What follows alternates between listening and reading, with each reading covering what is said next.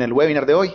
Mi nombre es Tadeo Ospina, yo soy el gerente de marketing y comunicaciones de Alas y en el día de hoy soy el encargado de moderar este espacio académico. Para contextualizarlos un poco, les cuento que hoy nuestro tema será No deje la puerta abierta, responsabilidad y eficiencia en el uso de sistemas de seguridad electrónica. Vamos a estar viendo breves reflexiones sobre las mejores prácticas en temas de ciberseguridad y para la correcta selección de las herramientas del Internet de las Cosas. Permítame entonces presentar a nuestro panelista. Él es Manuel Zamudio. Manuel es National Accounts Manager de Axis Communications para el norte de América Latina y el Caribe. Manuel es especialista en tecnologías de la información, enfocado a seguridad e inteligencia de negocios, con experiencia en integración de proyectos, conferencista e instructor técnico y comercial para sectores privados y públicos en la República Mexicana, Centroamérica y el Caribe. Antes de darle paso a Manuel y a su conferencia, quiero resaltar algunos aspectos importantes para el correcto desarrollo de este webinar. Durante toda la conferencia, ustedes podrán hacerme las preguntas a través del panel de preguntas, que fue el que utilizamos para saludarnos ahorita, y yo voy a estar constantemente pasándoselas a Manuel para que las pueda responder de inmediato. Las que no alcancemos las podemos mirar al final y si llegáramos a no alcanzar, de todas maneras Manuel va a quedar con sus contactos y con sus preguntas para después ponerse en contacto con ustedes. Por tratarse de un espacio académico, les agradecemos que sus preguntas vayan precisamente en esta vía. Al final del webinar vamos a compartir el correo electrónico de nuestro panelista para que tengan oportunidad de dirigirle preguntas más específicas o más comerciales que tengan. Asimismo, las memorias, tanto la presentación en PDF como el video completo, se los vamos a estar enviando la próxima semana al correo electrónico con el que ustedes se registraron. Y ya no le quiero quitar más tiempo a Manuel, a nuestro panelista, así que vamos a dar inicio a nuestro webinar de hoy. Vamos a ver si lo tenemos por acá. Hola, Manuel. Hola, ¿qué tal? Saludos a todos. Hola, Manuel, ahí te Es está. un gusto estar de nuevo aquí con... ¿Me están escuchando? Sí, señor. Perfecto, gracias Tadeo. Gracias a todos. Tadeo, ¿me puedes informar, por favor, si están viendo mi pantalla con la presentación o la pantalla con las notas? En este momento te acabo de nombrar presentador y estamos viendo tu pantalla con el logo de la asociación. Perfecto, muchísimas gracias. Bien, pues iniciamos. Es un placer estar de nuevo aquí con todos ustedes. Hemos estado tratando de colaborar con la asociación en diferentes países y he tenido el honor, el placer de conocerlos a muchos de ustedes en persona. Como bien indicaba Tadeo, durante mi presentación del día de hoy es posible interrumpir en cualquier momento, hacer cualquier pregunta, aclarar el tema del que estamos hablando y continuar. Creo que es una mejor manera para no acumular después dudas y posiblemente perder el interés en la charla. Bien, entonces arrancamos. Le he puesto el título de No deje la puerta abierta, porque el día de hoy hemos caído en una serie de prácticas de exceso de confianza en nuestras actividades diarias con el uso de nuestros teléfonos celulares, con el uso de una gran cantidad de dispositivos que se conectan a Internet, conocidos como the Internet of Things. Vamos a hablar un poquito acerca del tema y sobre todo malas prácticas en el uso de sistemas de seguridad electrónica. Solemos creer que el simple hecho de poner una cámara o poner un letrero es motivo suficiente para disuadir la comisión de algún ilícito o de alguna falta, ¿sí? Como si se tratara de algún amuleto o algún símbolo religioso que ahuyentara a las malas prácticas. Esto no es así. Sí, es necesario tener un poco más de conocimiento acerca de la tecnología que estamos utilizando, de los riesgos que ésta implica y cómo mitigarlos. Bien, entonces, sin más preámbulo y esperando que la charla cumpla con las expectativas de todos ustedes, iniciamos. Para arrancar el tema del Internet de las cosas, para que tengamos todos el mismo concepto, la misma idea. Hay muchas empresas, muchas personas que hablan al respecto y se refieren al Internet de las cosas a veces con términos muy técnicos y a veces con términos demasiado coloquiales que no profundizan o no demuestran o no explican de manera clara cuál es el concepto de este término. Y muy bien, tratando de poner un poquito de luz al respecto, algunas empresas famosas, algunas grandes empresas en el área de la conectividad y de la informática han dado algunos datos interesantes. Uno de ellos, por ejemplo, Cisco, a través de Virginia Frías de Inteligencia España, dijo que habrá para el año 2020 más de 50,000 millones de dispositivos conectados a Internet. Se me hace un número enorme, pero si tratamos de racionalizarlo y revisamos cuántos dispositivos tenemos conectados en nuestra casa por cada habitante de la casa o cuántos tenemos nosotros como profesionales que nos dedicamos al tema de la seguridad electrónica, podríamos empezar a contar el smartphone. Algunos tenemos 2 smartphones porque algunos tenemos el de la empresa y otros tenemos el teléfono para uso particular. Algunos más utilizamos lo que es un reloj inteligente o una de estas pulseras para los deportistas que están cuidando su ritmo cardíaco, respiración, etcétera. Además, la computadora de trabajo, la tableta, también estamos con otro tipo de dispositivos como el control del clima, del medio ambiente, el aire acondicionado, que está revisando las condiciones climáticas exteriores, el porcentaje de humedad, etcétera, con una cantidad importante de sensores, y que además está censando nuestra ocupación en las habitaciones y controlando los niveles de iluminación. También en otros sitios donde hay mayor cantidad de gente, podríamos estar administrando hasta el uso de las escaleras eléctricas, el encendido y apagado de las mismas, etcétera. Siempre con una intención de optimizar el consumo de recursos energéticos, de ser más eficientes en nuestro actuar diario, pero nos hemos olvidado del tema de la seguridad de los datos que todos estos sensores están generando. Bien, Ericsson dice por su parte que para el año 2021 serán 21,000 millones de dispositivos, un poco menos de lo que dice, bueno, bastante menos de lo que pronostica Cisco, mientras que McKinsey y Gartner coinciden en el mismo número que indica Ericsson, pero un año antes. De todas maneras, estamos hablando de que en promedio tendríamos cerca de 3 dispositivos conectados a Internet por cada habitante del planeta. Si además nosotros hacemos conciencia de que no toda la gente en el planeta tiene dispositivos conectados a Internet, hay lugares en donde todavía no llega la infraestructura, o bien tenemos segmentos importantes de la población que aún no utilizan las computadoras, no utilizan los smartphones ni de todos estos gadgets, así como que también tenemos gente que por la edad utiliza un smartphone solamente para hablar por teléfono o están descubriendo apenas el uso del chat o de los servicios de mensajería y de correo electrónico, haciendo una subutilización de las capacidades de todos estos dispositivos. Muy bien, todas estas plataformas y todos estos dispositivos están suponiendo nuevos retos y se están superando y excediendo las expectativas año tras año. Tenemos mejores diseños, tenemos avances importantes en el manejo de la privacidad, de la seguridad de los datos, se está reduciendo la brecha digital, que es este concepto que les mencionaba, de la gente que no tiene acceso o que no sabe utilizar la tecnología.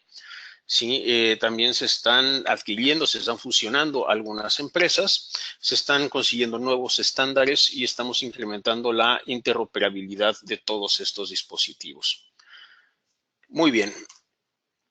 Dicen entonces Cisco que habrá 50,000 millones, Ericsson dice que habrá 21,000 millones de dispositivos nuevos.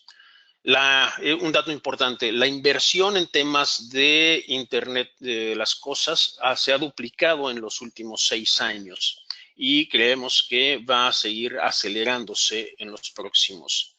Se está reduciendo la brecha digital, el costo de cómputo está bajando, cada vez cuestan menos las computadoras, hay smartphones más baratos, no todos, hay otros que están subiendo, y bueno, la capacidad de procesamiento de estos dispositivos de acuerdo a la ley de Moore, que dice que cada 18 meses se duplica la capacidad de procesamiento por el mismo costo y en el mismo espacio, es decir, el mismo chip que me cuesta lo mismo dentro de año y medio, tiene la capacidad de hacer el doble de las cosas. Ahora, la nube, estos servidores que están distribuidos en diferentes lugares, a veces lugares desconocidos para nosotros los usuarios, está registrando los hábitos de todos nosotros como consumidores, como habitantes de un edificio, de un condominio, de una ciudad, y permite agregar valor y diferenciarse a los proveedores de la competencia. ¿Qué quiere decir esto? Que yo puedo llegar el día de hoy ya a una plaza comercial, entrar a mi tienda favorita, y si el gerente o los vendedores no me conocen porque son nuevos o porque me cambié de sucursal, el sistema podría reconocerme, llevar la estadística de mis compras, saber cuáles son mis preferencias, y el gerente o el vendedor podría hacerme sentir como un cliente especial, atenderme rápidamente de manera eficiente, llevarme hacia el área en donde están los artículos de mi interés, quizá agregar publicidad en las pantallas disponibles en el local, o incluso hasta poner mi música favorita en el sonido ambiental. Si la experiencia del usuario, del consumidor, mejora de esta manera, lo más probable es que regrese e incremente el ritmo y el volumen de sus compras. ¿Sí? Eso tiene un interés económico al final de cuentas. Ahora, ¿cuáles son los retos que se nos presentan? En primer lugar, la privacidad, que viene vinculado con un tema, con una idea de propiedad privada. ¿Sí? La seguridad de los datos, la estandarización y la interoperabilidad de todos estos datos entre todas las plataformas. Ahora, podemos también pensar que esto no es tan trascendental, que no es tan importante, y entonces yo lo quiero ejemplificar de una manera un poquito gráfica, bueno, un poquito especial. Por ahí les vamos a hacer llegar un video, espero que se pueda reproducir en pantalla. En caso de que no se reproduzca, les voy a ir platicando qué sucede. Cuando llegamos a un hotel, el hotel nos ofrece a cambio de una tarifa, pues lo que es la cama, el sanitario, el servicio de baño, un teléfono, televisión, internet, y también nos ofrece una caja de seguridad donde podemos depositar nuestros documentos y valores para que estén seguros. Y es más, el mismo hotel suele ponernos por escrito y en el contrato que firmamos que ellos no se harán responsables de aquellas cosas que estén fuera de la caja de seguridad, dándonos a entender que lo que esté dentro de la caja sí es responsabilidad del hotel. Bien, pues resulta que algunas, bueno, no algunas, todas las cajas tienen lo que se conoce como un código de superusuario. La gente de seguridad o la gerencia del hotel conocen una clave para poder dar apertura a estas cajas en caso de que el huésped olvide su propiedad dentro de la caja después de que haya salido del hotel. Se debe registrar este material, esta mercancía o estos valores, y se debe levantar un acta. Eventualmente, el huésped que se retiró o habiendo olvidado sus bienes, tendrá la oportunidad de reclamarlos, a veces se le envía o a veces regresa por él, pero todo debe quedar registrado. Bien, este código de superusuario es estándar para todas las habitaciones, muchas veces es para toda la cadena, y los hoteles suelen tener alta rotación de personal. Esta información puede salir de control del hotel, puede hacerse del conocimiento de personal de otras áreas que trabajan para la misma cadena, como el personal de limpieza, el personal de Servivar o incluso entre otros huéspedes. Aquí en el video hay un simple ejemplo. Pues crucemos los dedos a ver si se reproduce bien.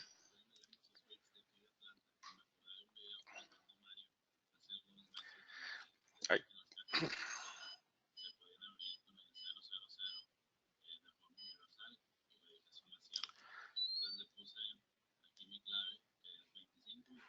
Me gustaría saber si lo están viendo. Hola Ok, Manuel, el video sí, el video corre, pero el audio no lo alcanzamos a oír.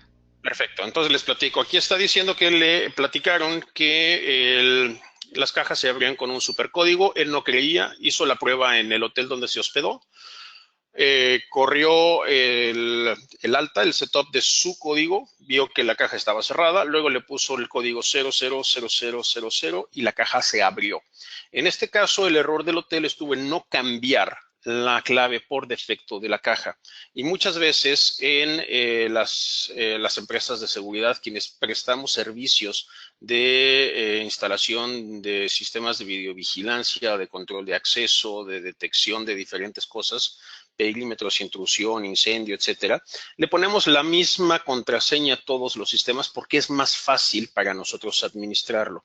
O para el dueño de las sucursales de las tiendas o de los bancos, pues le ponen el mismo nombre de usuario y contraseña a los grabadores, a las cámaras, a todos los dispositivos de seguridad electrónica.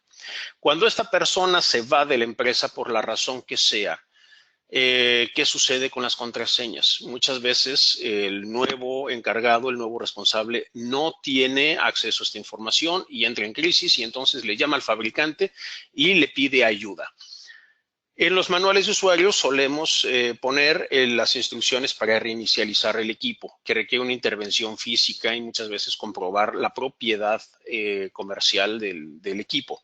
Sin embargo, algunas de las herramientas que existen para hacer el reset, para generar un nuevo password, una nueva contraseña, se han escapado del control de los fabricantes, están en varios portales y un usuario bien o mal intencionado podría generar la clave de reset del dispositivo de seguridad, lo que ha producido el día de hoy algunos fenómenos como en el ransomware, donde se hace un secuestro virtual de la información de las grabadoras de seguridad de algunas empresas, en donde después de hacer un proceso muy básico de escaneo en la red, todos sabemos que las redes inalámbricas son altamente vulnerables y si tenemos además a un compinche, algún colega que está dentro de la red o tenemos acceso a la red de la empresa, podríamos seguramente encontrar las grabadoras o las cámaras y poder cambiar la contraseña del sistema de grabación, evitando que la gente de seguridad vea el registro de lo que sucedió en la empresa o en el negocio. Quizá podría yo aprovechar y ver lo que está sucediendo en vivo o verlo grabado o borrar la evidencia y muchas veces también de manera muy grave publicar lo que está grabado en estos sistemas. Una cosa es resetear la contraseña o cambiar la contraseña y otra cosa es que exista también una clave de acceso genérico. Hay algunos productos que tienen una fórmula secreta donde se multiplica un número por la fecha del día de hoy y se puede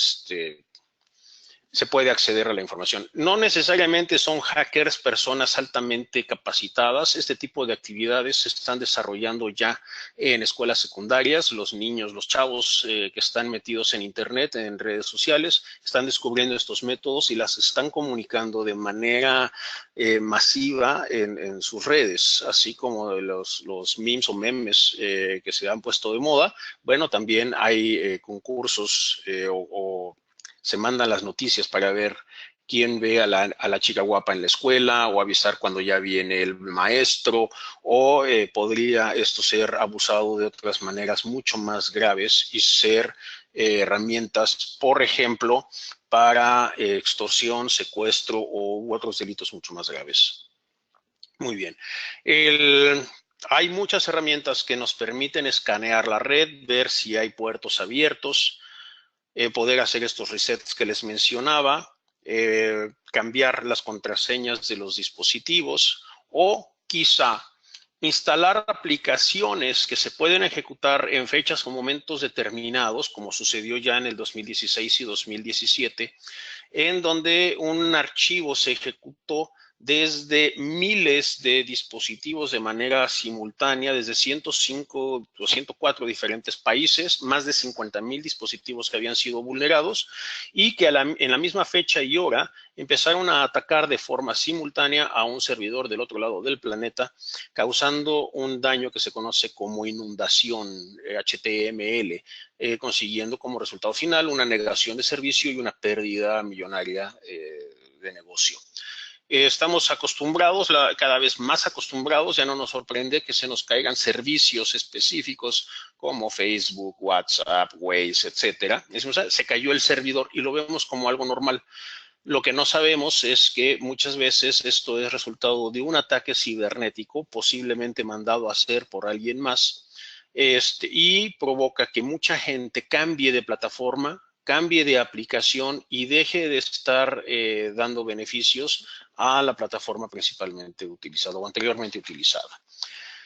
Ya les hablaba yo de estos temas de ransomware. Uno que fue muy famoso recientemente fue el WannaCry, en donde se encriptaban los datos de los discos duros de algunos usuarios que hacían clic en algún URL o que abrían un archivo, un ejecutable que tenía código malicioso.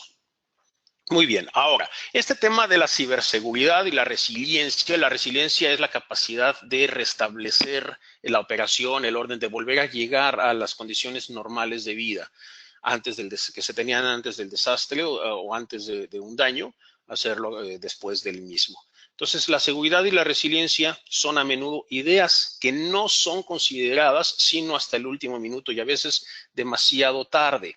¿Sí? Hay muchas noticias publicadas en Internet que nos avisan sobre el riesgo del uso de los dispositivos en Internet. Aquí tenemos, por ejemplo, un comunicado que salió de un sistema de videovigilancia urbano en una ciudad en el Reino Unido, en donde, bueno, habían instalado cámaras y no se habían dado cuenta de que el sistema era vulnerable y que una persona o un grupo de personas a través de la red podían tener acceso a la información de manera no solicitada, obviamente no autorizada. Sí, hay algunas otras instituciones, en este ejemplo, en unas instalaciones del Ejército de Estados Unidos, en donde pues estaban utilizando algunos sistemas de seguridad electrónica extranjera y que se habían detectado el envío de paquetes a una dirección IP en el extranjero. Sí, el Departamento de Seguridad de Estados Unidos, el Homeland Security, tiene ahora un servicio de evaluación de riesgos de algunos dispositivos y puede decirnos cuáles son sus vulnerabilidades y cuáles deberían ser las medidas preventivas o de mitigación para estos dispositivos. Algunas empresas también han anunciado que han decidido no utilizar algunas marcas y modelos de estos equipos por el riesgo que implica para ellos. Sí, y incluso algunos periódicos como esta noticia del CNN, en donde dice que algunas marcas están siendo sujetas de investigación. Hay muchos riesgos, las redes están llenas de información que puede ser cierta o no. A veces los comunicados que se reparten en las redes sociales tienen una mayor parte de información incompleta o de falsas noticias con intereses también secundarios. Les mandé por ahí una pregunta, si estábamos nosotros conscientes de las diferencias entre seguridad de la información, seguridad informática y ciberseguridad. Gracias, Tadeo, por poner el sondeo en pantalla. Las respuestas pueden ser sí o no. Les invito a que por favor respondan si en este momento conocemos la diferencia entre seguridad de la información, seguridad informática o ciberseguridad.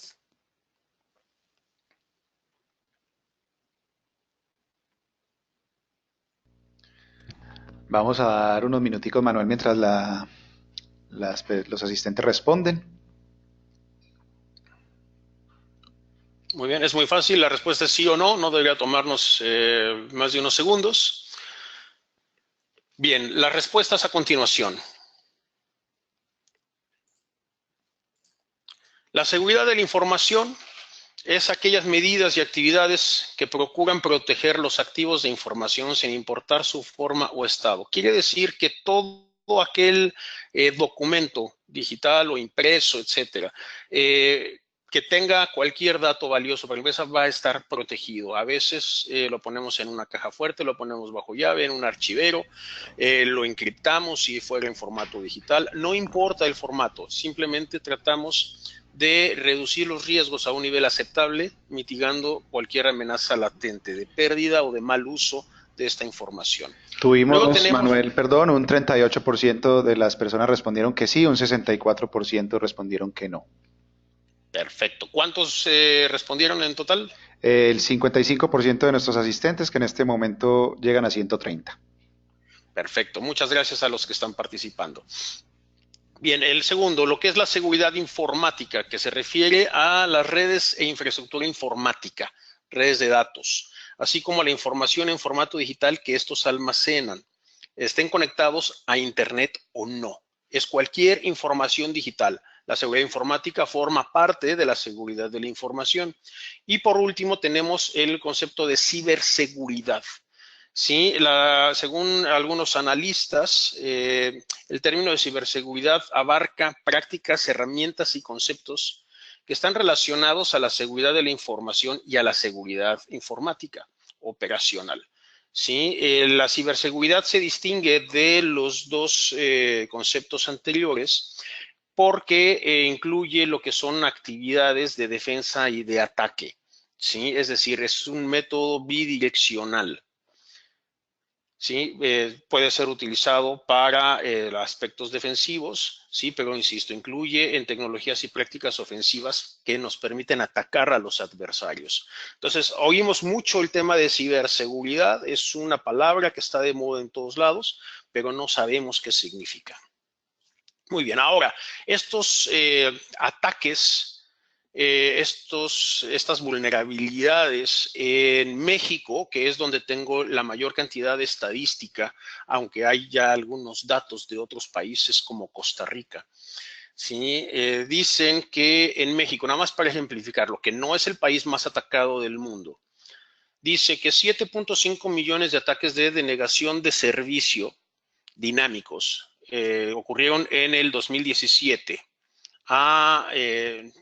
de los cuales 14.237, es decir, 39 diarios y 2 por hora, fueron en México, el doble que en 2016 y con un impacto entre 10,000 y 100,000 dólares, el 56% de ellos. Los impactos entre 501 dólares y 1,000 dólares se incrementaron 60%, y el ataque más grande en cantidad de datos registrado en México fue de 44.4 gigabits por segundo, es decir, una cantidad importante de datos que obstruían o impedían operaciones comerciales o la transmisión de información a terceros. ¿Sí? Los ataques son de diferentes vectores, de múltiples dimensiones, en temas de tiempo, temas de métodos de ataque. Algunos pueden ser por medio de solicitudes HTTP, otros pueden ser tratar de acceder a través de puertos abiertos, etcétera. Sí, estamos haciendo que se agoten las posibilidades de servicio de los equipos de comunicaciones, los ruteadores, los servidores, etcétera, servicios e infraestructura, y desde luego el ransomware, uno de los ejemplos que ya les mencioné. Casi la mitad de los ataques en México se generaron dentro del país. Es curioso. Al igual que en las empresas, donde casi el 70% de los abusos, de los ingresos no autorizados, de los robos de información, suceden con personal propio de la empresa. ¿Sí? En este caso, el 44.61% de los ataques generados que ocurrieron en México se generaron dentro del país. El resto fuera. Y me llama la atención que el 6.4% de los ataques que se recibieron en México fueron generados en Costa Rica. ¿Sí? Hay algunos datos que nos dicen que uno de los países que se utilizan como laboratorio para temas de ciberseguridad, temas de vulnerabilidad, sobre todo en el sector bancario, sucede en República Dominicana, porque tenemos la menor cantidad de prácticas defensivas y la menor cantidad de procedimientos y protocolos establecidos en la banca y en la industria comercial. Estamos acostumbrados a que nos clonen las tarjetas, a que haya una serie de abusos importantes. Bien, ahora, el tema del derecho a la privacidad no es igual en todos los países, no es igual para toda la gente. En los países capitalistas creemos firmemente en el derecho a la privacidad y a la propiedad privada. En países de filosofías diferentes, como los países comunistas, ahí este concepto no existe. Entonces, lo que nosotros pensamos que está bien, para otras personas podría no tener el mismo sentido.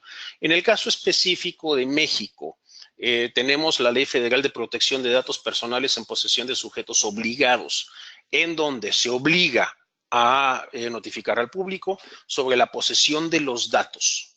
y a bloquear el acceso a cualquier información concerniente a una persona física identificada o identificable. Es decir, la empresa es responsable del resguardo de esta información y se puede merecer alguna pena grande, monetaria o legal, incluso llegar hasta la disolución de la empresa, si la información causa daños a terceros. El daño moral no siempre es cuantificable, entonces puede tener un impacto monstruoso, gigantesco para las personas afectadas. Ahora, los dispositivos de video en red lo que deben permitirnos para poder ser congruentes con esta responsabilidad, debemos poder cifrar, encriptar la información, deshabilitar algunos servicios que no van a ser utilizados o que el usuario no desea que sean utilizados, colocar máscaras de privacidad, bloquear, por ejemplo, lo que se graba de las pantallas de equipo de cómputo en una oficina, o darle un efecto de blur o de efecto borroso al rostro de las personas que aparecen en las cámaras, en los videos. Los niños, etcétera, no deberían de poner su rostro en las redes sociales. Lo que se recomienda es que se bloquee esta información. La visualización en vivo debe ser restringida para quien debe tener acceso en vivo y evitar cualquier acceso no autorizado o el acceso de personas invitadas, a menos que tengan alguna razón de ser, como una cámara que esté promoviendo un evento en vivo o el tráfico en una vialidad y se desea que la ciudadanía tenga acceso a esa información. El almacenamiento debería de ser a corto plazo, por lo menos a corto plazo en un solo sitio. Y si se necesita almacenamiento a largo plazo, como sucede en algunos sitios en donde la ley exige guardar datos por un año, como sucede en algunos países de Centroamérica para el servicio bancario, bien, pues esta información debe estar aislada, desconectada de la red y debería poder ser accesada solamente cuando se desee obtener información estadística o bajo procesos de investigación. Bien, ahora las imágenes, videos y audios captados por los sistemas de videovigilancia pueden ser, además de confidenciales, muy sensibles, por lo que su divulgación o filtración debe tener consecuencias si son reveladas públicamente o utilizadas para un fin distinto al notificado. ¿A qué me refiero? Han habido casos graves en donde, por ejemplo, una persona conocida, una persona famosa, sufre un accidente o está enferma, llega a un hospital y el sistema de videovigilancia genera o obtiene los videos y es transmitido a redes sociales. O cuando hay algún desastre, un ataque, un hombre armado en una institución educativa y el personal de seguridad videograba con sus teléfonos los videos y los pasa a redes sociales de manera inmediata. Este tipo de cosas no deberían suceder y esto es por la falta de procedimientos y de capacitación del personal de seguridad. Debemos estar conscientes de ello. Ahora, una cosa es tener acceso al video y otra cosa es sacar información del video. El día de ayer yo veía en un curso de capacitación una de estas nuevas aplicaciones que están generando metadata de los videos. Una cámara que está viendo la calle, si les empiezo a describir lo que ve el video, lo que ve la cámara, bueno, pues veía un automóvil de color blanco tipo sedán, de 4 puertas, que iba de sur a norte, pero también vi que venía una mujer en una bicicleta en sentido contrario que dio una vuelta prohibida. Toda esta información ya es posible generarla del análisis del video. Y si yo estoy metido en una investigación de tipo forense o estoy haciendo estadística demográfica o estoy sacando los datos para una aplicación comercial o para la optimización de las vialidades en mi ciudad o en un edificio inteligente, toda esa información es valiosa porque yo la puedo utilizar a favor de la eficiencia del sistema, puedo utilizarla también a favor del ahorro o del uso responsable de energía eléctrica, puedo utilizarlo también para generar utilidades a las empresas que están con los negocios en esa zona, o puedo darle también un giro de tipo político, propagandístico o publicitario, según corresponda. ¿Ok? Ahora, ¿qué puedo hacer? Puedo administrar mis riesgos. Puedo reducir, puedo mitigar el impacto negativo de cualquiera de estas amenazas, de un uso no adecuado, un robo, un secuestro de esta información, ¿sí? Y yo lo que debo decidir sobre esta información es si la voy a aceptar. Puedo transferir el daño a otra persona, a otra área, puedo controlar los daños puedo evitar el daño o lo puedo reducir, lo puedo mitigar. Esas son las cosas que el experto en seguridad debe revisar. Lamentablemente, muchas veces este criterio no lo toma en cuenta ni la gente de informática ni la gente de finanzas. ¿Sí? La gente de compras dice, a ver, yo quiero cámaras y buscan comprar la cámara más barata. El de seguridad sabe para qué quiere la cámara, pero no sabe muchas veces cómo se conecta, cuánto ancho de banda transmite, cuánto espacio en disco duro, cuánto consumo de procesador, cuánto en licenciamiento de software, etcétera. Y entonces afecta también a la gente de informática y a otros departamentos. Lo que tendríamos que hacer es compartir estos riesgos, estos costos y estos beneficios con todos los departamentos dentro de la empresa. ¿Sí? ¿Cómo podemos protegernos? ¿Cómo podemos llevar mejores controles de seguridad en el manejo de esta información?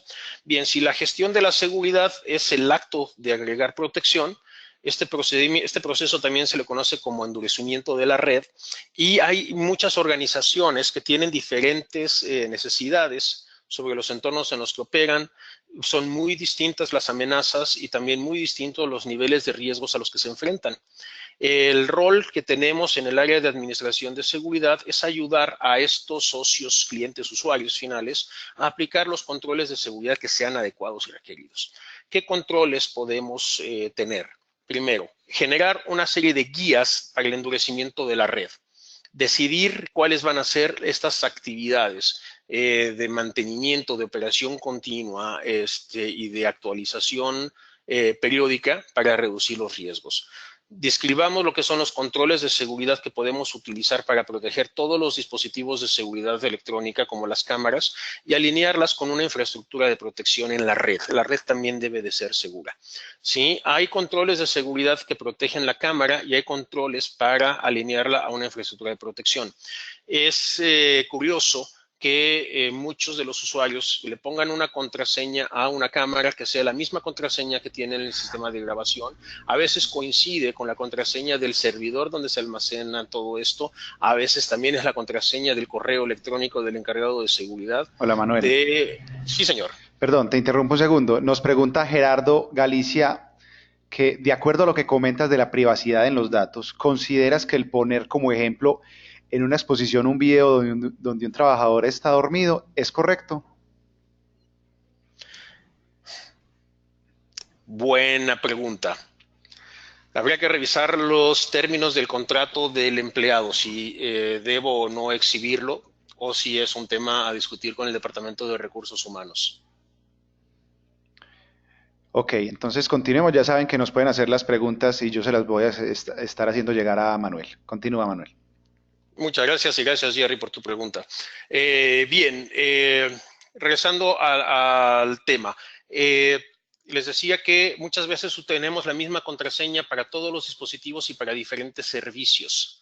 Entonces, alguno de los intereses que podría haber en esta gente que busca descargar los archivos de contraseñas de una cámara de seguridad podría tener como una intención secundaria hacer una prueba, un ataque masivo, un ataque en bruto hacia diferentes servicios y saber si utilizo la misma contraseña en mi cuenta de Netflix, de Uber, de Hotmail, del banco, etcétera. ¿Sí?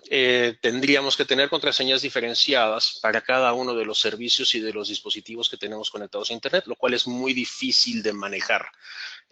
Tenemos una mala costumbre que es, por ejemplo, instalar una gran cantidad de aplicaciones con servicios en nuestro teléfono inteligente y decirle a todas las aplicaciones que utilice nuestras credenciales de Facebook para hacer login a todas.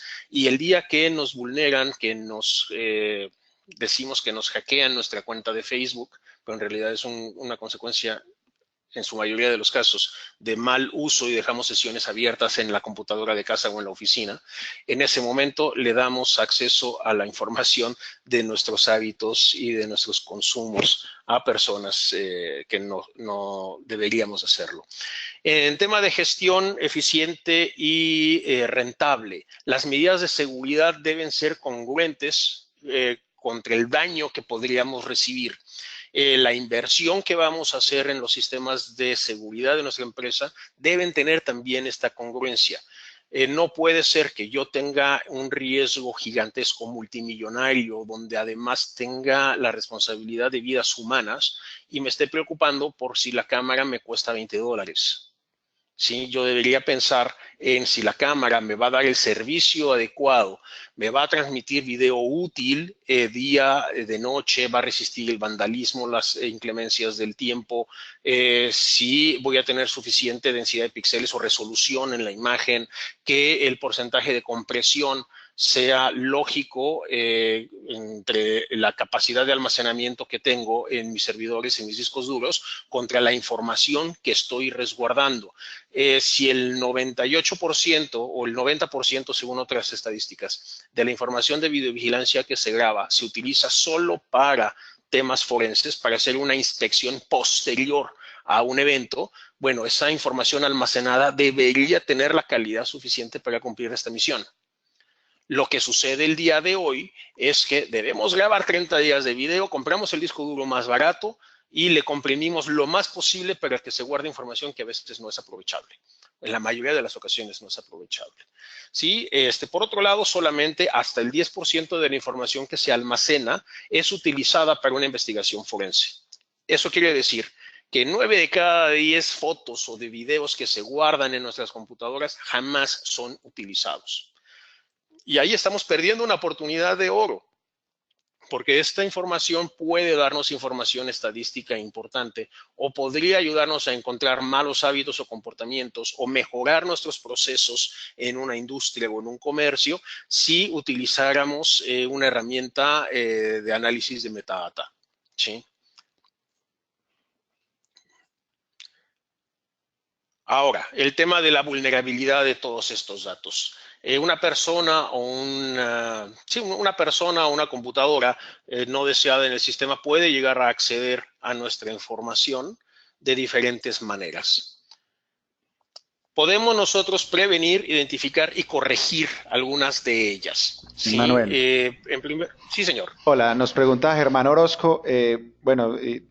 Quedamos de tratar de no hablar mucho de marcas, pero de todas maneras te voy a hacer la pregunta. ¿Qué marcas son las que están siendo investigadas por vulnerables o inseguras? Mencionaste el hecho al principio de la presentación. No sé qué le podemos ahí responder de pronto a Germán. Ok, para no hablar directamente de una marca, les invito a que hagan la pregunta en el portal de CNN o que lo hagan en el de Homeland Security de Estados Unidos y ahí pueden tener los reportes directamente de ellos. Si lo desean, si no encuentran los URLs, al final les ofrezco mi dirección de correo electrónico y con mucho gusto puedo compartirles algo de esta información de terceros. Listo, sí, le reiteramos que el tema es tratar de mantenerlo académico, sin embargo, ustedes van a quedar con la dirección de Manuel y Manuel va a quedar con toda la base de datos de ustedes por si quieren tener un contacto un poco más comercial en ese sentido. Continuamos entonces, Manuel. Muchas gracias, Tadeo. Bien, entonces, lo que necesitamos hacer en nuestros procesos para identificar y corregir fallas descubiertas que puedan exhibir vulnerabilidades que sean explotables para terceros, consisten en lo que es la implementación de las mejores prácticas. ¿Sí? En el mundo de ciberseguridad es muy común encontrar este tema de mejores prácticas, pero no sabemos cuáles son. ¿Sí? O a veces no tomamos nota. Bien, las mejores prácticas pueden ser, en primer lugar, confiar en la experiencia que vamos acumulando. Si se trata de dispositivos de red y no solo de sensores, busquemos ir aprendiendo, ir madurando en lo que sucede con nuestros equipos. Lo que estoy tratando de decir con este ejemplo es que además de lo que nos recomienden los fabricantes de dispositivos de seguridad electrónica, aprendamos también de lo que sucede en nuestra comunidad. Maduremos en grupo, en gremio. Las empresas de retail, las empresas de la banca, las empresas de seguridad electrónica, compartamos información y reduzcamos de manera grupal los riesgos que tenemos como comunidad. Eso sería una práctica ideal. ¿Sí? Ahora, definamos los procesos con roles y responsabilidades claros. Digamos quién es responsable de qué, cuándo y dónde. Revisemos el diseño del software, leamos las letras pequeñas y veamos si tenemos alguna vulnerabilidad. No todos tenemos la capacidad de revisar lo que es el código, pero hay empresas que se dedican a ello. busquen el aval o la aprobación de terceros de estas aplicaciones y lean lo que son las críticas. Cuando descargamos una aplicación en nuestro smartphone, veamos cuáles son los comentarios de los usuarios. Muchas veces ahí nos están diciendo que la aplicación no funciona o que es muy cara. Algunos hasta exigen la devolución del dinero, cosa que no sucede, o no sucede la mayoría de las veces. Y también ahí hay algunos comentarios sobre las vulnerabilidades a las que nos estamos exponiendo. Algunos de ellos, algunas aplicaciones, nos solicitan tener acceso a nuestras formas de pago, por ejemplo, ¿sí? Pero no necesitan tener acceso siempre, solamente cuando nosotros estemos comprando a través de la plataforma. Segunda, los procesos internos dentro de la empresa para poder ayudar a identificar debilidades y ayudarnos a mejorar. Comparemos los procesos con otras empresas. Hay asociaciones como el BSIMM, que significa metodologías para evaluar la madurez de la seguridad en el proceso de desarrollo de software, o el modelo, que en inglés es el Building Security and Maturity Model, BSIMM es lo que significa, que consiste en construir en grupo todas las herramientas para análisis de procesos, actividades, roles y responsabilidades que les mencionaba al principio. El día de hoy hay más de 50 empresas que son reconocidas, que forman parte de este grupo. Entre ellas está Google, Microsoft, Bank of America, Nokia, SAP, Visa, Intel, etcétera, entre muchas otras. Es una forma saludable, es una forma sana, rápida, más eficiente de transmitir los beneficios a la comunidad. Desde luego que hay muchas iniciativas, muchas empresas pequeñas, muchos emprendedores que tienen grandes ideas con plataformas incipientes, que a lo mejor ofrecen un gran servicio, pero que no tienen la adopción de las medidas de seguridad. Tengamos cuidado con este tipo de aplicaciones y veamos si son respaldadas o llegan a formar parte de una plataforma más grande que nos dé esta confianza y esta tranquilidad. ¿Sí? Busquen entre los productos que estamos instalando, las soluciones que estamos proponiendo en nuestros negocios, si tienen un portal donde se publiquen las políticas de vulnerabilidad. En caso de que se descubra Manuel. una falla, sí, señor, venga. Hola. Jason González nos hace en este momento una pregunta. Nos dice, en una red WAN de videovigilancia, ¿el mayor esfuerzo de seguridad debe ir aplicado al switch para evitar conexión de equipos no autorizados o a las cámaras? Excelente pregunta. La seguridad debe cubrir tres aspectos: dónde se genera la información, cómo se transmite la información y dónde se procesa y almacena la información. Es decir, los tres sitios deben ser seguros. El periférico, el dispositivo conectado en el extremo, el sensor, la cámara, el micrófono, el dispositivo que esté en el extremo de la red, ese debe tener las mejores prácticas también. Debe evitar tener puertos abiertos, debe evitar usar claves de superusuario, debe evitar tener claves o procedimientos de reset de manera remoto, y debe evitar el envío de información recopilada a terceros no autorizados. La red de comunicación de datos debe ser cifrada, debe ser una red virtual, una red privada, que nos reduzca las posibilidades de que una persona que se cuelgue de la red pueda sacar información, y si baja datos, que estos no sean útiles para él. Y el servidor, la aplicación de software donde llega toda esta información, también debe tener toda la seguridad, y me refiero a que venga desde el antivirus, que venga desde la encriptación de las bases de datos, que las personas que deben tener acceso a la información se verifique su autenticidad, que se utilicen los protocolos y los estándares de autenticación de dispositivos de usuarios en la red, que se implemente, por ejemplo, 802.1x, etcétera. Pero bueno, voy a procurar no utilizar muchos términos técnicos, porque entre la audiencia hay mucha gente de otras áreas que no necesariamente son informáticos. Podemos ahondar más adelante o descargar lo que son las guías de recomendación de endurecimiento de las redes de datos de diferentes fabricantes. Yo trabajo para Axis Communications. En la página de Axis existe nuestra guía con nuestras mejores recomendaciones. Los invito a que lo conozcan, es gratuita y de acceso libre. Bien, sigamos. Bueno, También perdóname, necesitamos... Sí. Te interrumpo una vez más. Mauricio Natale nos dice, una cámara que se consigue en tiendas de conveniencia y se puede visualizar por medio de una aplicación en tu móvil, ¿es un sistema confiable o seguro? Depende.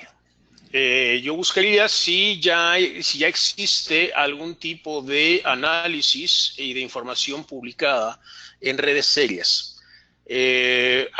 Cualquier dispositivo se puede vender en cualquier tienda, no importa la marca. ¿Sí? Ahora, eh, obviamente el padre de familia o la madre de familia, el microempresario o aquellos pequeños negocios que no cuentan con un departamento de informática que haga ese tipo de análisis y el profesionista o el ama de casa o el abogado que no tiene una preparación previa en esta área, pues su único criterio para la selección del producto va a ser el precio y no necesariamente va a pensar en los demás componentes del costo operativo del dispositivo de seguridad electrónica. Y lo voy a decir muy rápido.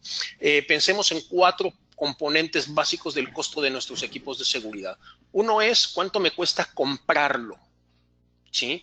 Y a veces es el único precio que vemos todos y nos inclinamos por el precio más accesible. El segundo es el costo de implementación o de instalación. Hay algunos equipos que son un verdadero dolor de cabeza porque no diferencian cada uno de sus conectores, de sus cables, no tienen instrucciones ni siquiera en un idioma occidental y no todos tenemos el privilegio de hablar idiomas orientales. No tenemos tampoco una codificación clara de colores, hay que estar haciendo adecuaciones y la configuración lógica del dispositivo toma mucho tiempo y hay que repetirlo dispositivo por dispositivo. Este costo muchas veces no es tomado en cuenta, que incluye también si tiene los accesorios necesarios para su instalación en cualquier sitio. El siguiente costo es el tema de la operación. Si consume más ancho de banda del que tengo disponible, si necesito más procesador para la decodificación del video. A veces nos vamos con la idea, o nos quedamos con la idea de que mientras el códec de codificación, de encriptación, perdón, el códec de digitalización del video sea más avanzado, vamos a tener mayores privilegios. Y no nos preguntamos si ese códec fue diseñado para una tecnología de video que no estamos utilizando, como la ultra alta definición. ¿Sí? Entonces buscamos un códec que no necesitamos y aunque consumimos menos ancho de banda, vamos a necesitar un decodificador en la computadora para poder ver el video en una pantalla. Entonces trasladamos el costo de un lado para el otro. O por último, lo que es el costo que implican los riesgos, tema que atañe directamente a esta presentación. ¿Cuál es el riesgo implícito que hay en una cámara que puede ser vulnerada, que puede ser vista por terceros? ¿Cuál es el costo que puede tener una cámara que no funciona cuando la necesito? ¿O cuál es el costo que puede tener si la información es borrada en medio de una investigación? Pensemos en costos políticos, pensemos en costos de las empresas. Sí, hace poco me platicaban de una pérdida millonaria, una multa, bueno, una demanda multimillonaria de una víctima en un sistema de transporte cuyo video fue mostrado a personas no autorizadas y el daño moral que se causó costó más en la demanda que lo que había costado el sistema completo de grabación de toda la empresa. ¿Sí? Entonces, pensemos en estos 4 niveles de costo y ahí definamos lo que es el costo total de propiedad de nuestro sistema de videovigilancia.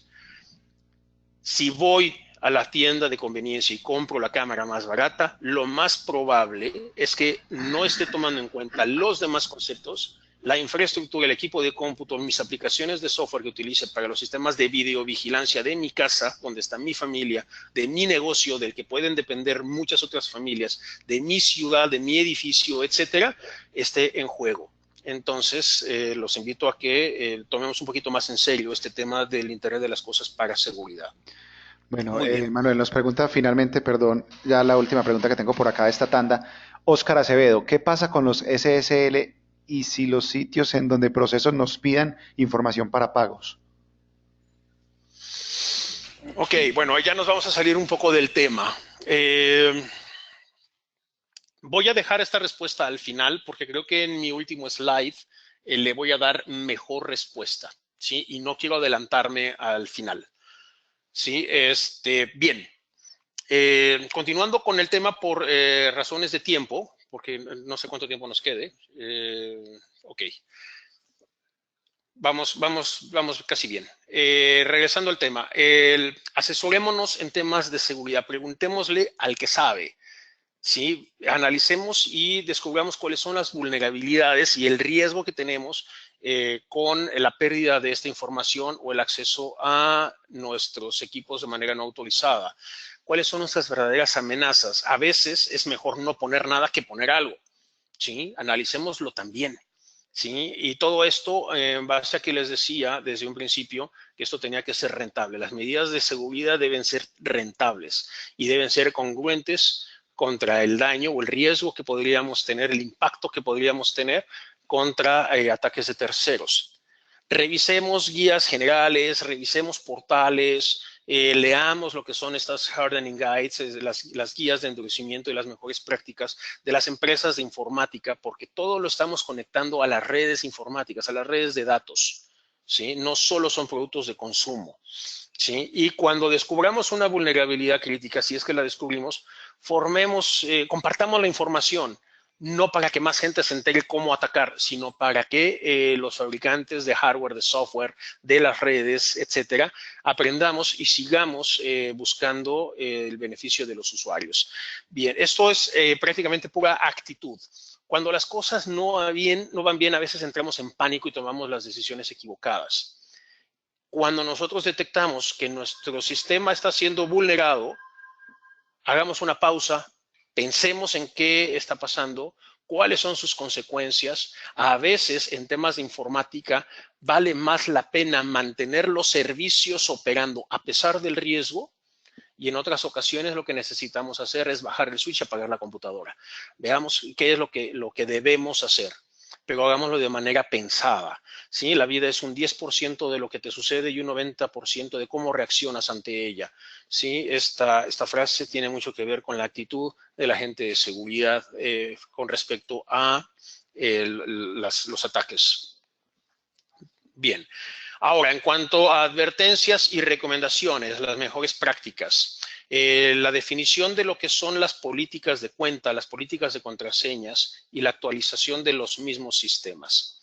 Muy bien, hablando del primero, ¿quién debe acceder al sistema y qué privilegios deberían tener? Busquemos sistemas que tengan acceso jerarquizado, que pueda acceder un administrador, que pueda acceder un supervisor, que pueda acceder un operador o monitorista, si estamos hablando de cámaras, y en algunos casos es necesario que también pueda acceder gente anónima, un visitante, ¿sí? O si tengo yo una campaña de marketing y quiero que la gente pueda ver lo que está sucediendo en el salón de eventos, bueno, debo permitir también la visita de la gente de manera anónima.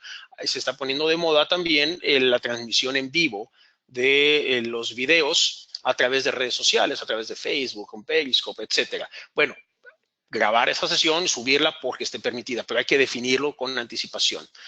En cuanto a las contraseñas, muchos hacen hincapié en que las contraseñas deben ser difíciles, que deben ser complicadas, y combinamos letras, números, mayúsculas, minúsculas, puntos, etcétera, espacios. Y de repente resulta que nuestro equipo de videovigilancia puede ser reinicializado de manera remota sin necesidad de tener conocimiento de la contraseña. O si utilizo una fórmula matemática, puedo acceder como administrador y ni siquiera dejar un registro en la bitácora del equipo. Entonces, las contraseñas fuertes sí son recomendadas, pero no son la única solución, ¿sí? Ahora, no es lo mismo poner la combinación de caracteres que les acabo de describir o simplemente poner una frase, por ejemplo, la primera frase del Hombre de la Mancha. Puedo tener así 200 caracteres en mi contraseña, que va a ser muy difícil para que un algoritmo la pueda descifrar, y puede ser muy fácil para el administrador del sistema recordar la contraseña. Bueno, exageré con 200 caracteres, pero podríamos tener una frase fácil de recordar o fácil incluso de compartir entre el equipo de seguridad o los miembros de la familia. Sí, Manuel, para que en caso de que haya ausencia del responsable, alguien más pueda ver qué fue lo que pasó.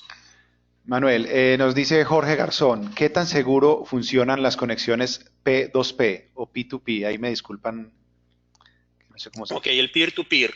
El peer-to-peer tiene varios puntos de vista. Ha sido muy criticado. Algunas marcas que lo tienen por defecto, que se conectan de manera no solicitada por el usuario. Ahí es donde está el tema de conflicto. Y hay otras en donde para que la conexión peer-to-peer suceda, se requiere de la intervención del instalador y es necesario presionar un botón o utilizar un dispositivo USB, etcétera. Tiene que ver con el procedimiento y con el conocimiento y autorización del usuario. ¿Sí? No es que sea bueno o malo, sino cómo se utiliza. ¿Ok? Bueno, Bien. y nos ¿Algo pregunta, más? no, sí, nos pregunta Antonio Gubaira, ¿se estila actualmente utilizar, a ver, que se me movió, passphrase en vez de contraseña para más seguridad? Correcto, es lo que Pregunta. acabo de mencionarles, utilizar una frase en lugar de una palabra. Ok, y Ricardo Ruiz nos dice, ¿podría ser más seguro generar túneles VPN entre los equipos periféricos y el grabador? Desde luego, y esto tiene que ver con lo que ya les había mencionado, de proteger las tres partes del sistema de seguridad, donde se genera, donde se transmite y donde se procesa y almacena. Listo, por ahora no hay más preguntas. Muchas gracias. Bien, y la tercera recomendación es mantener actualizado el sistema. ¿Sí? Las vulnerabilidades críticas pueden no haber sido descubiertas todavía, van a ser descubiertas quizá el día de mañana. ¿Sí? Y hay mucha gente confiada que dice, no, yo actualizo mi computadora cada vez que me acuerdo, cada 6 meses. He conocido gente que tiene sus teléfonos móviles que no los está actualizado en año y medio. ¿Sí? O más. Que los antivirus, como hay que pagar la licencia, pues instalé una versión gratuita y cada vez que me aparece la ventanita de que estoy fuera de actualización, lo cancelo o lo borro. Sí, porque me estorba el icono que brinca en la pantalla advirtiéndome que mi computadora está en riesgo. Entonces, mantengamos, por favor, todos nuestros equipos informáticos, sobre todo aquellos que están conectados a la red, siempre actualizados para tratar de disminuir los riesgos. El día de hoy, el 95% de los ataques exitosos son gracias a una ventana de oportunidad que es aprovechada por los oportunistas.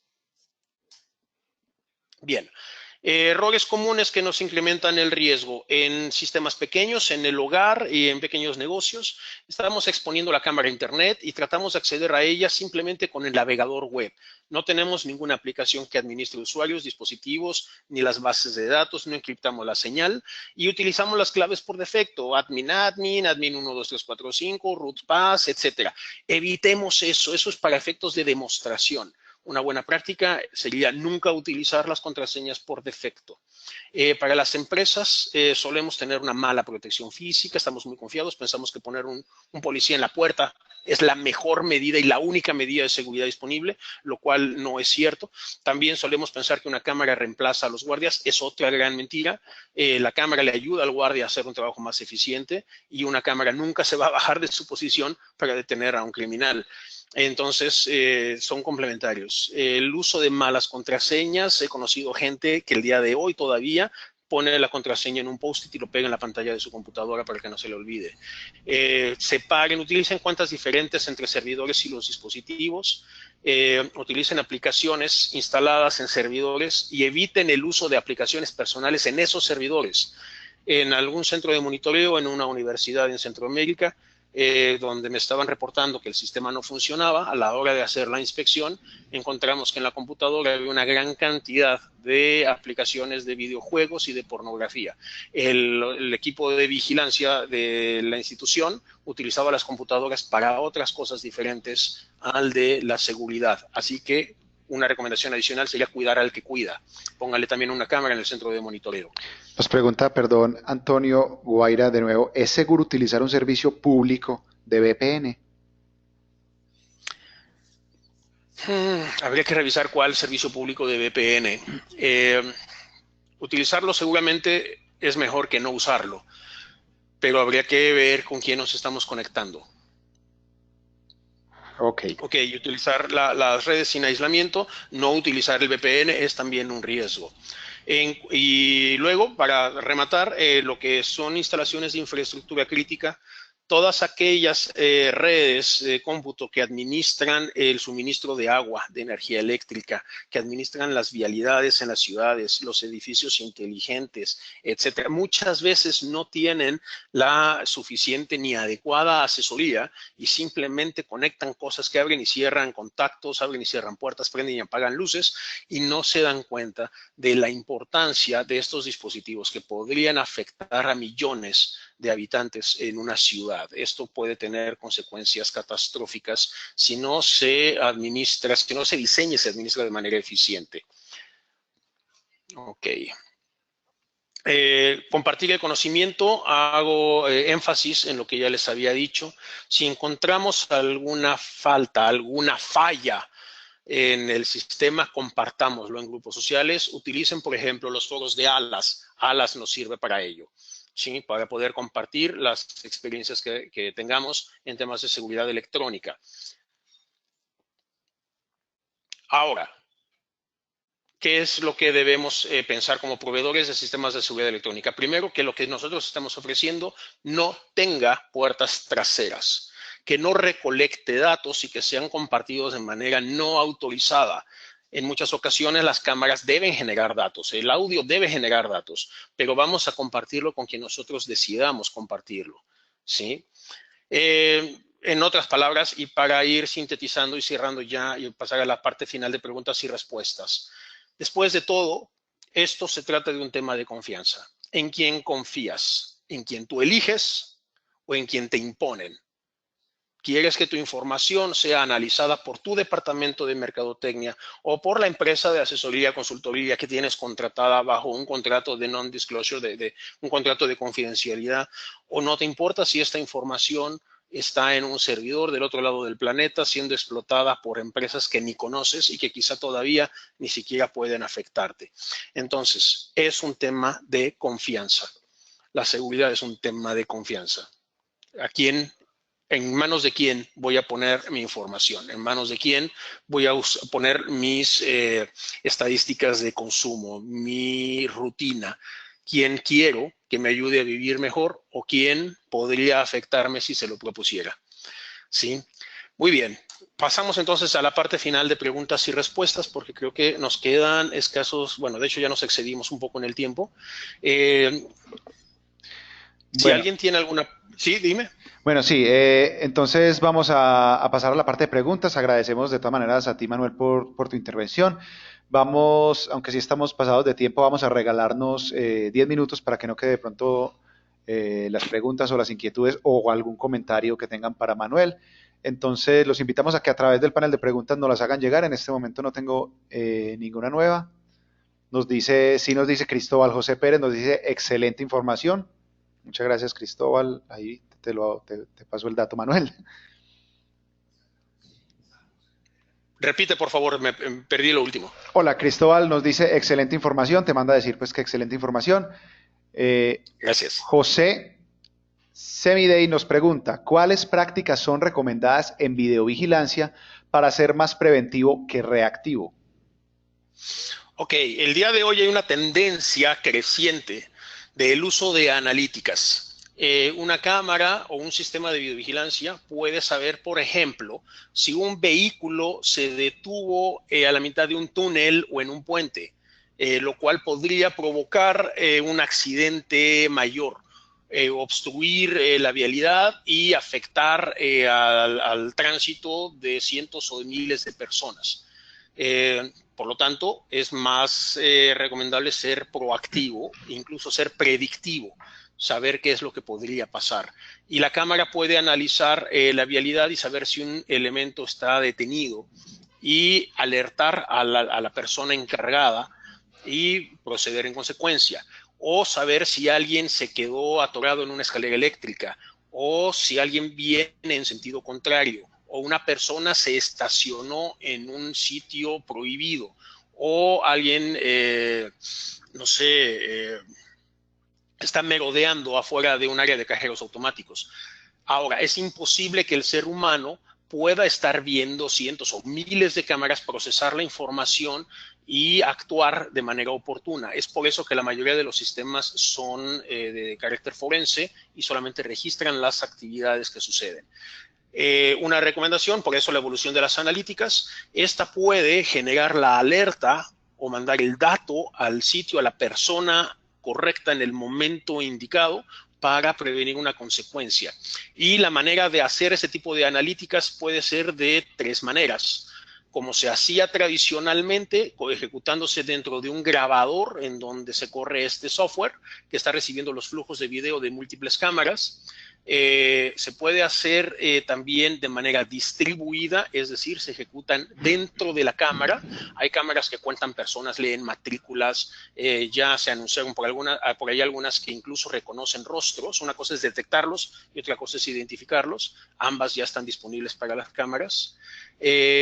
Y está una tercera que es la híbrida, que puede ser parte de la analítica en la cámara, parte de la analítica en un servidor, que puede ser este NVR o puede estar en la nube. Entonces, la tendencia el día de hoy es analizar lo que están viendo las cámaras o lo que están escuchando los micrófonos. No me refiero a el speech analytics, lo que es el análisis de las palabras, sino a la forma en la que se dicen, por ejemplo, para agresión verbal o para detectar el disparo de un arma de fuego o una alarma vehicular o el sonido de un motor en un área donde no debería haber motores, como puede ser un banco, un centro de datos, un cajero automático, etcétera. Entonces, las analíticas es una de las mejores prácticas que les puedo recomendar el día de hoy. Nada más, otra sugerencia es asegúrense de que este tipo de plataformas y de analíticas estén basadas en estándares, que sean abiertas y que estén respaldadas. El uso de tecnologías cerradas o propietarias, bueno, nos convertirá en clientes cautivos de un solo proveedor, mientras que las plataformas abiertas basadas en estándares nos garantizarán la evolución, el crecimiento, la escalabilidad de nuestros sistemas hacia el futuro. Bueno, ¿Alguien más? sí, Miguel Sepi nos dice muy buena ponencia, muy atinadas las informaciones. Yolanda Bernal nos pregunta, ¿cómo podemos detectar si la empresa que da un servicio de monitoreo es confiable? Buena pregunta. Ay, hola. Gusto en saludarte. Habría que hacer un análisis de la empresa contratada para el servicio de monitoreo, ver cuáles son sus procedimientos, cuáles son sus métodos de actuación, qué tecnología es la que está utilizando para el resguardo de la información. Habría que diseñar bien el modelo de evaluación, no lo tengo de memoria, seguramente existen algunos que están siendo utilizados por terceros. Con mucho gusto me aboco a hacer una investigación y posiblemente en una presentación más adelante pueda compartirles este dato. Y Yola, por favor, mándame un correo electrónico y busquemos los mejores métodos de evaluación de empresas de monitoreo. Bueno, nos dice Miguel Ángel Zamorano, hola Manuel, gracias por tu valiosa aportación. Eh, Nos dice Roberto Argueta también, felicitándonos por la información, que es muy aprovechable. Nos dice Abner Muñoz, saludos desde Panamá. ¿Alguna recomendación sobre cómo finalizar una relación comercial con un empleado que en su momento manejó información clasificada, contraseñas, passwords, etcétera? Ok, no soy especialista en recursos humanos y esto tiene mucho que ver con esa área, pero yo creo que todo se puede resolver con anticipación por medio de un adecuado contrato. Bueno, Daniel Baquedano nos dice, ¿cuántas cámaras puede visualizar una sola persona sin perder la concentración? Híjole, yo no puedo ver más que un partido de fútbol a la vez y no todo el tiempo. Entonces, no es una actividad natural del ser humano. Hay algunos estudios que se han publicado desde hace más de 15 años, unos de ellos en los laboratorios de Sandia o de Sandia, depende de cómo lo pronuncien, que es el que hace los estudios para el gobierno norteamericano, que dice que un sistema de determinadas cámaras, creo que eran 16 cámaras, se puede ver durante 20 minutos y después empieza a caer exponencialmente el nivel de atención. Eso es para el sistema de monitoreo de un esclavo que está viendo una pantalla. Eso no es práctico, eso no es útil. En su momento, cuando teníamos un quad y teníamos a un guardia en la recepción de un edificio y nada más veía esas 4 cámaras para ver la puerta trasera, la puerta de los elevadores, la de servicio y la puerta principal, estaba muy bien, porque oía algo, veía algo y frecuentemente volteaba a ver la pantalla, a ver si tenía suerte y detectaba algo que estuviera mal. La verdad es que la tecnología ha evolucionado y nos ha ayudado a suplir o a suplantar este tipo de deficiencias del ser humano con mejores herramientas. Podemos tener la advertencia de la manera adecuada en el momento oportuno. Por ejemplo, el sistema de transporte público en Copenhague tiene más de 8,000 cámaras y lo atienden solamente 4 personas y ninguna de ellas está viendo cámaras. Recibe solamente las alertas cuando hace falta.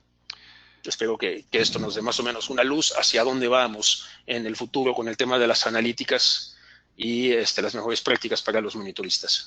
Bueno, Manuel, te cuento que tenemos una tanda importante de preguntas. De todas maneras, vamos a tratar de regalarnos otros 5 minutos. Las que no las alcancemos a responder, de todas maneras, le van a llegar a Manuel para que él las pueda responder ya individualmente. Indira nos felicita por la presentación, muy clara. Nos pregunta que si se la vamos a enviar. Por supuesto que sí, Indira. Vamos a estar enviándolo la próxima semana. Déjame que se me movió esto. Ok, nos dice Rómulo Carbajo, cuando se habla del término Internet de las cosas, ¿se amarra con algún protocolo en específico? Todo lo que esté conectado a Internet, el estándar en Internet es el conjunto de protocolos TCP/IP que incluyen muchísimos más. Es una suite completa de protocolos. Entonces, es todo aquello que se conecta al Internet. Bueno, nos dice Mauricio Natale, mil gracias por los excelentes aportes e información. Tadeo, muchas gracias por moderar el foro. Un abrazo desde México, un abrazo Mauricio, muchas gracias a ti por participar. Jorge Garzón, entre los servicios de DNS y peer-to-peer para los DBR, ¿cuál recomienda hoy en día? Para los BBR. DBR. DBR, ok. Sí. Bien, los DVRs fueron los reemplazos de las videocaseteras a finales del siglo pasado. Mi recomendación es que se actualicen. Después de los DVRs vinieron los NVRs, los Network Video Recorders, y eso ha evolucionado también con el uso de BMS y sistemas en la nube. Mi recomendación es actualicémonos porque los enemigos, los contrincantes, el crimen organizado se actualiza todos los días. No podemos estar utilizando tecnología de hace 25 años. Ok, nos dice Carlos Rojas, hola, excelente presentación. Si tenemos una central de monitoreo, ¿cómo garantizar la seguridad de la información? ¿Tienes algún plan o metodología para cubrir este tema? Bueno, adicional a las mejores prácticas que les he recomendado, pues podría agregar la que mencioné, pero que no está escrita en la presentación, es que cuidemos también al que nos cuida. Ok, Pablo Calvo nos dice, ¿qué tan seguro es compartir procedimientos con clientes posibles desde el punto de vista de central de monitoreo? De manera muy genérica, si acaso nada más describiendo cuál es la intención del proceso, pero no describirle el proceso. Lo que está sucediendo el día de hoy en el mundo de la seguridad es lo que nos está pasando también con el mundo de la medicina. La gente le pregunta hoy a Google qué medicamento tomar. Entonces, eso está sucediendo en el mundo de la seguridad. Ni un fabricante de equipo de seguridad, ni un monitorista, ni un instalador de alarmas debería asesorar o dar servicios de consultoría a los diferentes usuarios. Cada usuario tiene un escenario distinto y si no partimos de un análisis de riesgos y de un análisis de las expectativas de uso del sistema, no hacemos un diseño del mismo, con un inventario de los recursos disponibles y no pasamos por las fases de arquitectura e ingeniería y nos vamos directo a la parte de costos, el sistema está destinado a fracasar. El proceso debe empezar desde nuestro método de venta y de atención a nuestros clientes.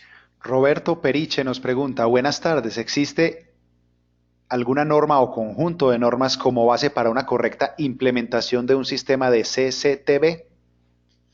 Bueno, CCTV ya tampoco se utiliza porque el día de hoy ni son circuitos ni son cerrados. Ya se les conoce como sistemas de videovigilancia o sistemas de video IP si se trata de sistemas digitales. Todavía hay una gran cantidad de sistemas analógicos, pero el concepto ya también está cambiando. En temas de normatividad, hay Hay algunos procedimientos de empresas particulares, hay algunas normas que están en proceso en diferentes países. Se publicó en el gobierno de Estados Unidos hace algunos años una guía técnica para sistemas de videovigilancia. Después se publicó en México el año pasado otra guía para sistemas de videovigilancia en ciudades. La Comisión Nacional Bancaria tiene su propia normatividad. Las cámaras de comercio tienen recomendaciones. Creo que estamos en una fase importante de inicio, de redacción, de análisis y redacción de nuevas normas que se complementen con las de comunicaciones y con las de uso eficiente de energía eléctrica, entre otras. Hay mucho trabajo por hacer.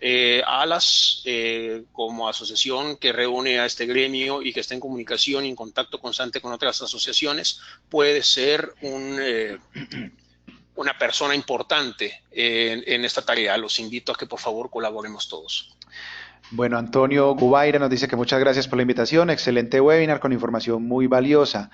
Miguel Cepin nos pregunta algo que ya lo habías mencionado, más o menos, ¿cuánto tiempo recomienda debe descansar una persona que está viendo una pantalla de cámaras? El mayor tiempo posible debería de estar descansado. Ok, Luis Manuel Estrada nos dice una pregunta, tocayo. ¿El porcentaje de los países que han atacado a México es referida al número de ataques o al impacto económico que tuvieron? Gracias.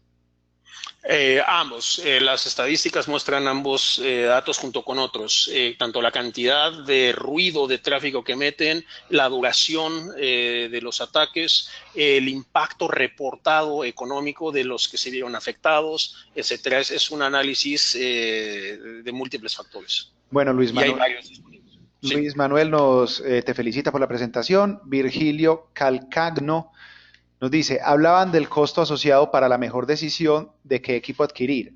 Hoy en día el papel aguanta todo, ¿cómo podemos comparar que los dispositivos a elegir cumplirán con lo que ofrecen en la información escrita? Resolución, IR, WDR, etcétera. Bueno, existe una muy buena práctica que se conoce como prueba de campo o prueba de concepto, el proof of concept. Una recomendación que yo les haría, dependiendo sobre todo del nivel de impacto, el tamaño de la afectación que podría tener ante el usuario y el tamaño del sistema que se vaya a implementar, realizar las pruebas de concepto con anticipación. Un PowerPoint, un Excel, un PDF, una página web puede decir cualquier cosa. Un vendedor puede decir cualquier cosa. Lo que yo recomiendo es diseñar un protocolo de pruebas para asegurarse de que aquellos parámetros que son importantes para el usuario puedan ser evaluados antes de la adquisición. Bueno, Jorge Garzón también te felicita y te agradece por la intervención. Angélica España nos dice, mejores prácticas en la industria como ISO 27001 también aplican para los servicios de seguridad física. Correcto. Ok, Felipe de Jesús Rodríguez nos dice, ¿cómo podemos tener segura la información de conexión de los DNS del monitoreo a distancia? Ok, hay servicios de nombres dinámicos propios en algunas empresas. Hay otros que son públicos. ¿Cómo asegurarlo? Buena pregunta. Vamos a buscar servicios públicos que tengan redundancia o vamos a tener servicios privados que tengan también redundancia. Yo creo que por ahí podemos tener una ventaja. En términos de servidores dinámicos de nombres, no tengo información específica sobre los ataques o sobre estadísticas comparándolos entre ellos, pero me comprometo a buscarla y compartirla con gusto. Bueno, vamos a hacer un par de preguntas más. Francis Alberto Vargas nos dice, ¿qué parámetros para este protocolo de pruebas son recomendados? Varios. Podemos tener desde cuestiones ópticas, por ejemplo, que la imagen que recibamos sea útil bajo determinadas condiciones y no hacerle caso a las explicaciones de marketing que suelen aparecer en los folletos. Sí, de nada me sirve que me digan que puedo ver con la luz de las estrellas si lo que yo necesito es ver a contraluz. ¿Sí? Y a veces tener parámetros de súper alta sensibilidad a la luz no me garantiza que la imagen me vaya a dar información útil. O sea, a lo mejor nada más veo la fuente de la luz. Entonces, poner temas de óptica, poner también una evaluación en la parte de mecánica, si se trata de cámaras con movimiento, velocidad, ángulos de giro, etcétera, en temas del zoom o acercamiento. También en cuanto a la usabilidad de la imagen, hablando de densidad de píxeles, cuántos píxeles necesito, por ejemplo, para tener la lectura de una matrícula, ver un rostro, o contar vehículos, y asegurarme de que esta densidad de píxeles sea congruente con la distancia focal de la lente, la cantidad de píxeles que tengo en el sensor, etcétera. También evaluar la parte de seguridad en la transmisión de los datos, en el manejo de las bases de datos de los usuarios, la jerarquización del acceso de los mismos, si tienen o no certificados de terceros en cuanto a, por ejemplo, la resistencia a, ¿cómo se llama?, a ingreso de agua y polvo, a la oxidación o a la corrosión, que son diferentes normas que tienen algunas coincidencias, pero son pruebas totalmente diferentes. Entonces, las pruebas de NEMA, las pruebas de IP, las pruebas de agresión, el nivel IK, que algunos fabricantes de cámaras tipo bala dicen que tienen altos niveles de resistencia a impactos, pero una cámara tipo bala, si yo le pego, la volteo para ver hacia otro lado, y entonces, aunque la cámara siga funcionando, pues el video ya no me sirve. Entonces, hay muchos temas por revisar. Con mucho gusto puedo preparar una lista de los principales conceptos a evaluar previos al diseño de un sistema de videovigilancia. Quienes estén interesados, por favor, si me pueden hacer llegar un correo electrónico. En el código QR que aparece en el slide están la totalidad de mis datos de contacto. De manera escrita están mis datos de contacto personales. Bueno, tenemos bastantes preguntas más, pero ya sí nos hemos pasado por bastante también del tiempo que teníamos para el webinar, así que las preguntas que no se han respondido, de todas maneras las va a recibir Manuel y las va a poder contestar ya personalmente. Manuel, te quiero dar las gracias por tu participación hoy en el webinar, hubo bastante interés, entonces estuvo bastante bien y nada, un especial agradecimiento para ti.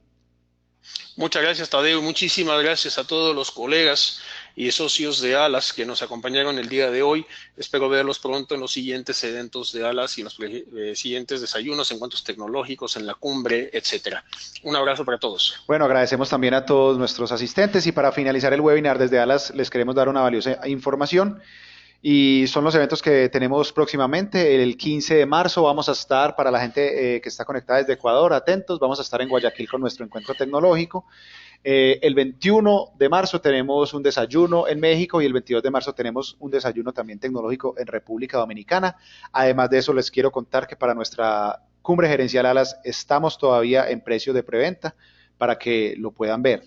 Dentro de 15 días, o sea, el 22 de marzo, vamos a tener nuestro próximo webinar para que también estén muy pendientes. Cuando les mandemos la información y las memorias la semana entrante, les vamos a mandar también el enlace para que se inscriban.